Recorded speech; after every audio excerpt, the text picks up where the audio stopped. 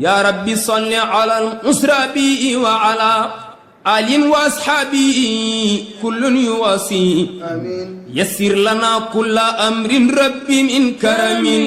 يا خمنا غيدف سجام يا جابن الكفيا يسر لنا كل أمر ربي من كرم يا خمنا غيدف سجام يا جابن الكفيا يسر لنا كل أمر ربي من كرم يا خمنا غيدف سجام يا جابن الكفيا تبنا إليك إلهي نادمين بما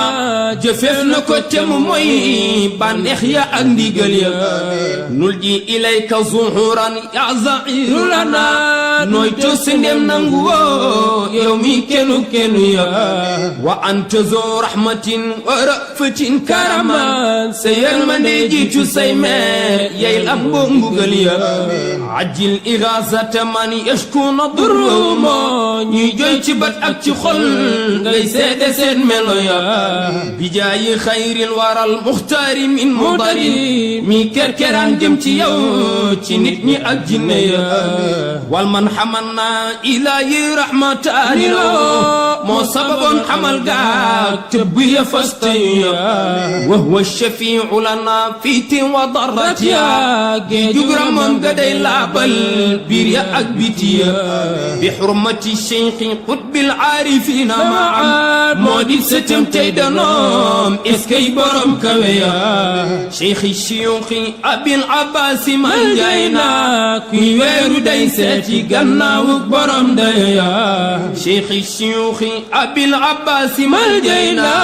كي ويرو داي ساتي غنا وبرم دايا شيخ الشيوخ أبي العباس من جاينا كي ويرو داي ساتي غنا وبرم دايا وعاش يشقب بالجد النبي شرفا أندالك يجي باوان بيكو أكسويا ربي بأسمائك الحسنى توسلنا